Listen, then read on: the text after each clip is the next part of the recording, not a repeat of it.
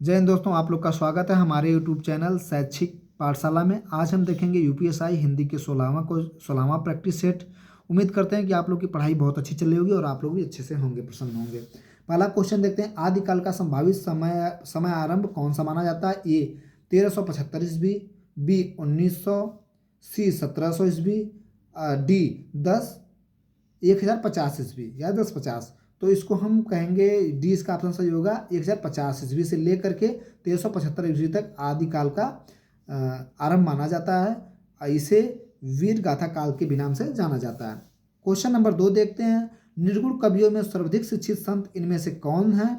पहला A option Surdas, B Dadu Dayal, C Dharmdas, D Maluk Das. तो option इसका ए सही हो जाएगा। निर्गुण कवियों में सर्वाधिक शिक्षित संत सुंदरदास थे। ठीक, अगर हम सुंदरदास की इनकी रचनाएं देखें तो ज्ञान समुंदर, सुंदर विलास इत्यादि इनकी रचनाएं थीं। हम देखते हैं क्वेश्चन नंबर 3, सूरसागर किसकी रचना है? ऑप्शन ए कबीर की, ऑप्शन बी सूरदास की, ऑप्शन सी कालिदास की, ऑप्शन डी तुलसीदास की। तो इसका आप सूरसागर जो है कि ऑप्शन बी हमारा सही होगा, सूरदास की रचना है। हम देख लेते हैं, सूरसागर कृष्ण भक्ति काल के प्रवर्तक कवि सूरदास की रचना है और इनकी सूरवली, साहित्य लहरी, जबकि बीजक इनकी रचना है। हम कालिदास की रचना देखते हैं। सूरदास कृष्ण भक्ति शाखा के प्रवर्तक कवि सूरदास की रचना है। सूरदास की अन्य रचनाएं हैं सूर सरावाली, साहित्य लहरी, जबकि बीजक कबीरदास की रचना है। कालिदास संस्कृत के महान कवि हैं जिनकी रचना है अभिज्ञान शाकुंतलम, मेघदूत, रघुवंशम, कुमार संभव। तुलसीदास की महान कृति रामचरितमानस भी है। ठीक, अब हम देखते हैं क्वेश्चन नंबर 4, निराला द्वारा रचित ललित गीतों का संग्रह कौन सा है? ऑप्शन ए गीतिका, गीत कुंज, सी गीतवली, डी अरुणिमा। तो ऑप्शन ए सही हो जाएगा। निराला द्वारा रचित ललित गीतों का संग्रह गीतिका है, ऑप्शन ए सही है। ठीक, प्रयोगवादी काव्य धारा का प्रवर्तक निराला, बी धूमिल, सी यज्ञ, डी जयशंकर प्रसाद। तो हो जाएगा इसका ऑप्शन सी, प्रयोग धारा का काव्य धारा का प्रवर्तक ऑप्शन सी सही हो जाएगा, अज्ञे जी। ठीक, अज्ञे जी को सत्यानंद हीरानंद वात्सल अज्ञे कहा जाता है, इनका पूरा नाम है। अब हम देखते हैं काशी का 80 किसकी रचना है? ए काशीनाथ सिंह की, बी भगवान दास मोरवाल की, सी गोविंद मिश्रा की, डी संदीप लोटलीकर की। तो ऑप्शन इसका ए सही हो जाएगा, काशी का 80 काशीनाथ सिंह की रचना है। काशीनाथ सिंह प्रगतिवादी उपन्यास के प्रसिद्ध लेखक थे। इनकी कृतियां काशी का 80, अपना मोर्चा, रेहन रघु, महुआ चरित्र। 7वां देखते हैं, अशोक के फूल किसकी प्रसिद्ध निबंध है? महानिवास मिश्र का, बी रामचंद्र शुक्ल का, सी हजारी प्रसाद द्विवेदी का, डी बाबू गुलाब राय का। अशोक के फूल प्रसिद्ध निबंध है हजारी प्रसाद द्विवेदी जी का। हम अगला देखते हैं क्वेश्चन 8वां, गिरिराज किशोर को प्राप्त पुरस्कार के संबंध में रचना और पुरस्कार का कौन सा जोड़ा सही है? ढाई घर साहित्य अकादमी पुरस्कार, आवा ज्ञानपीठ पुरस्कार, सी अर्धनारेश्वर व्यास सम्मान, डी बेईमान नताली पुरस्कार। तो इसका ए सही हो जाएगा, ऑप्शन गिरिराज किशोर को प्राप्त पुरस्कार ढाई घर साहित्य अकादमी पुरस्कार। ठीक, क्वेश्चन नंबर 9 देखते हैं, निम्नलिखित में से कौन सा उपन्यास साहित्य अकादमी पुरस्कार से सम्मानित नहीं है? ए जैनेन्द्र कुमार, बी भगवती चरण शर्मा, सी मनु भंडारी, डी अमृतलाल नागर। तो हो जाएगा मनु भंडारी जो है कि साहित्य अकादमी पुरस्कार से सम्मानित नहीं है। दिए गए विकल्पों में से मनु भंडारी साहित्य अकादमी पुरस्कार सम्मानित नहीं है। भागवती चरण वर्मा को उनके उपन्यास भूले बिसरे चित्र के लिए 1961 में, जयेंद्र कुमार को मुक्तिबोध के लिए 1966 में था, अमृतलाल नागर को 1967 में अमृत विष के लिए प्रदान किया गया था। ठीक, अब देखते हैं क्वेश्चन नंबर 10, राजन द्वारा किताब पढ़ी जाती, इस वाक्य में कौन सा प्रकार है? वाक्य का कौन सा प्रकार? ऑप्शन ए कृतवाच्य, ऑप्शन बी भाववाच्य, ऑप्शन सी कर्मवाच्य, ऑप्शन डी इनमें से कोई नहीं। तो ऑप्शन सी हो जाएगा कर्मवाच्य, क्योंकि राजन द्वारा किताब पढ़ी जा रही है। अब देखते हैं हम क्वेश्चन नंबर 11, परीक्षा में कठिन प्रश्न को देखकर मेरी अकल चरने लगी, वाक्य में आए मुहावरे का अर्थ कौन सा विकल्प दर्शाता है? ए कुछ समझ में ना आना, बी अनदेखा करना, सी शर्मिंदा होना, डी गुस्से से भर जाना। तो ये कुछ समझ में ना आना। हम देखते हैं क्वेश्चन नंबर 12, संचारी भावों की संख्या कितनी है? ए 33, बी 30, सी 31, डी 33। तो ये हो जाएगा संचारी भावों की संख्या 33। अनुच्छेद 13, 14 अनुच्छेद पढ़कर प्रश्न संख्या यानी पैराग्राफ पढ़ करके 13, 14, 15 का सही जवाब देना, हम उसको छोड़ते हैं। सीधा क्वेश्चन नंबर 16 चलते हैं। बघेली बोली का संबंध किस उपभाषा से है? पश्चिम हिंदी से, बिहार से, पूर्वी हिंदी से, राजस्थान से। तो इसका हो जाएगा बघेली बोली का संबंध पूर्वी हिंदी से है। अब हम देखते हैं मथुरा, आगरा, धौलवीरा, ग्वालियर आदि क्षेत्र का संबंध निम्नलिखित में कौन सी बोली से है? खड़ी बोली, अवधी, बांगुर, ब्रज भाषा। तो इसका डी सही हो जाएगा, ब्रज भाषा से। मथुरा, आगरा, धौलवीर, ग्वालियर आदि क्षेत्रों में ब्रज भाषा बोली जाती है।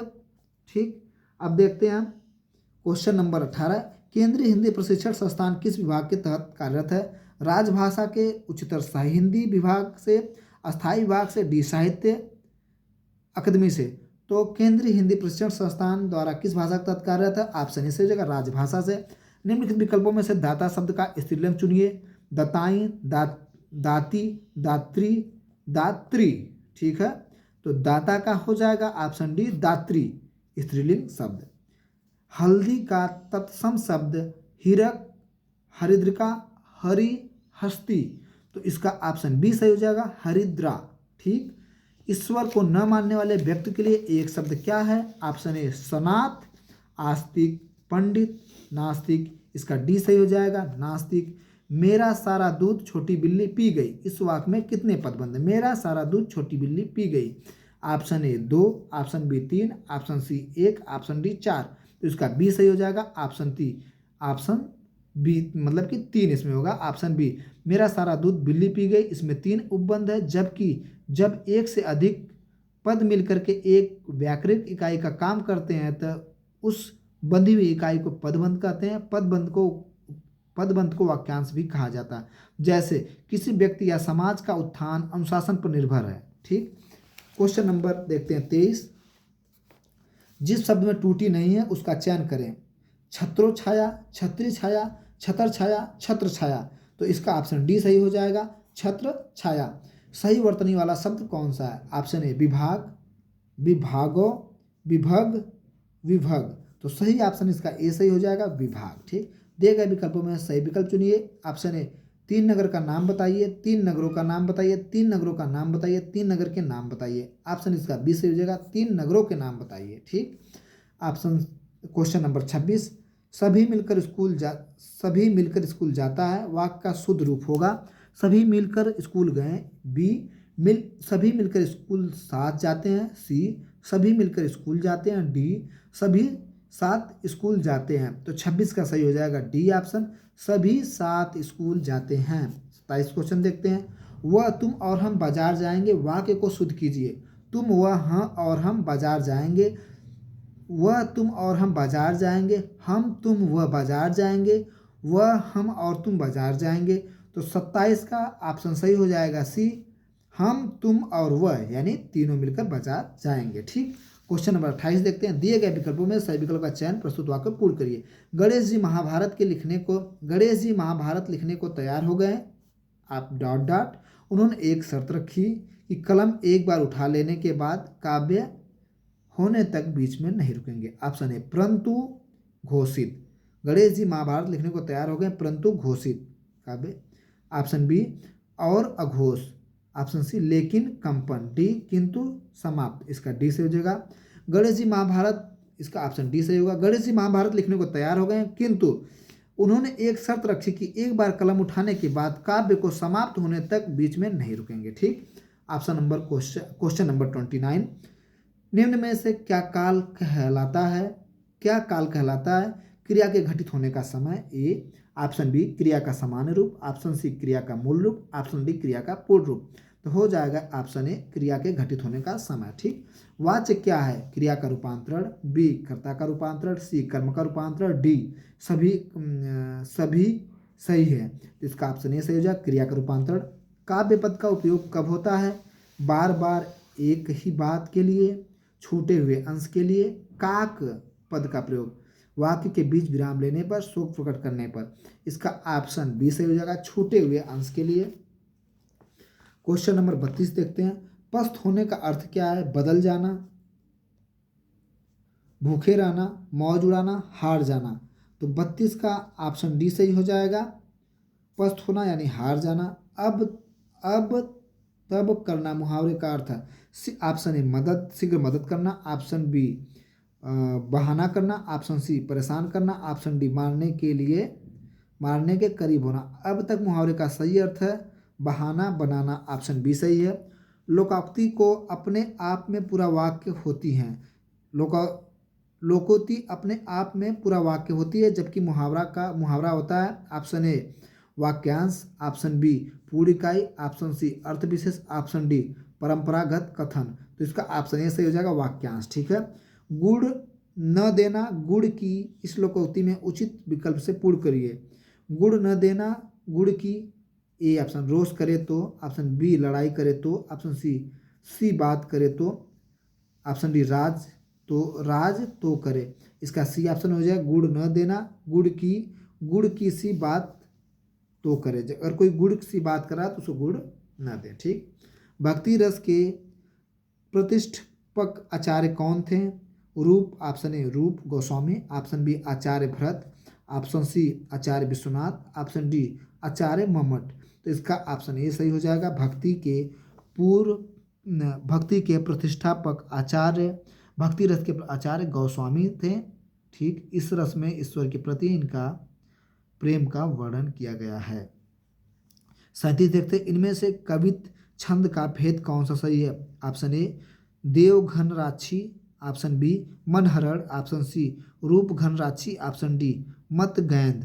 तो इसका ऑप्शन डी सही हो जाएगा मत गेंद।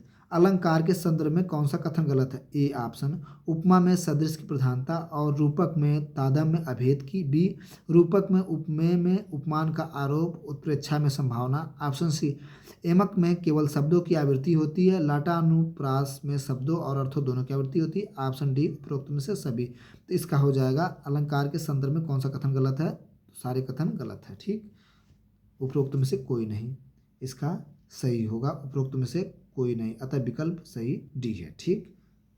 कथन गलत यानी तीनों कथन गलत हैं। दिए गए विकल्पों में से अनुप्रास अलंकार का उचित उदाहरण पहचानिए। सारस ले सारस चली, सारंग ले सारंग चली, नवजीवन दो घनश्याम हमें, अब जीवन में नहीं जीवन है, अब जीवन में नहीं जीवन है, कानन कंठित भयंकर भारी।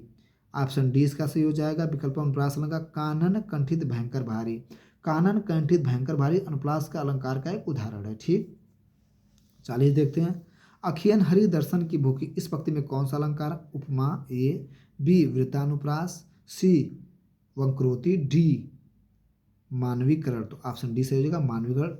अखियन हरि दर्शन की भूखी, इसमें मानवीकरण कार्य भूखा रहना मानव का गुण, परंतु आंखें यहाँ भूखी हैं, अर्थात मानवीय गुण का आरोपण आंखों पर कर दिया गया है। हम उम्मीद करते हैं कि आप लोग की पढ़ाई अच्छी चल रही होगी। प्रैक्टिस सेट हिंदी का 16 यूपीएसआई के लिए हमारा समाप्त होता है। जय हिंद।